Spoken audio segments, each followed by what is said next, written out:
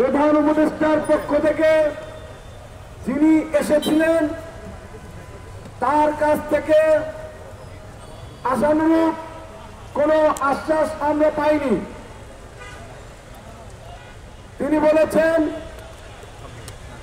এই পিলখানা হত্যাকাণ্ডের বিষয়টি প্রধান উপদেষ্টা অবগত আছেন, কিন্তু প্রধান উপদেষ্টার পক্ষ থেকে কোনো প্রকারের কোনো আশ্বাস তিনি আমাদেরকে দিতে পারেননি।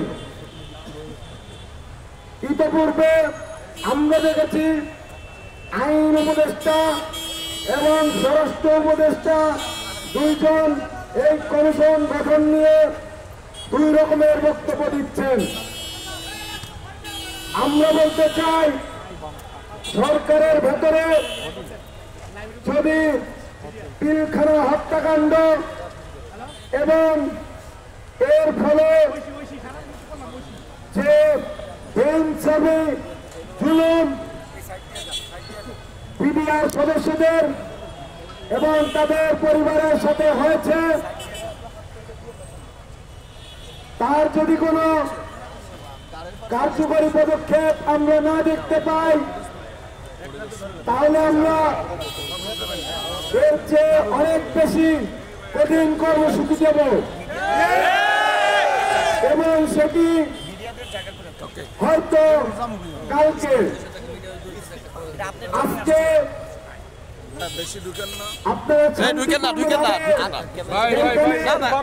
অবস্থান নিয়েছেন জনদুর্ভোগ বিবেচনা করে আমি আপনাদের অনুরোধ করব কেন্দ্রীয় শহীদ মিনারে অবস্থান নেওয়ার জন্য। কিন্তু কালকে আপনারা জানেন কোর্টে শুনানি আছে।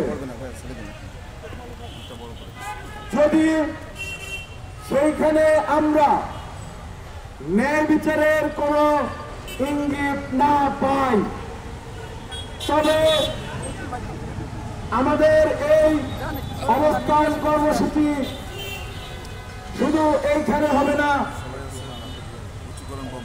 আমরা শাহবাগ ব্লকেট করব। ততক্ষণ পর্যন্ত বিডিআর ক্ষতিগ্রস্ত বিডিআর পরিবারের যে সকল সদস্য আছেন তাদেরকে আমি অনুরোধ করব, দয়া করে কেন্দ্রীয় শহীদ মিনারে গিয়ে আপনারা অবস্থান গ্রহণ করুন, যেহেতু আমাদের সাথে মা বোনেরা আছেন। আজ কেন্দ্রীয় ধন্যবাদ সকলকে। অবস্থান করব।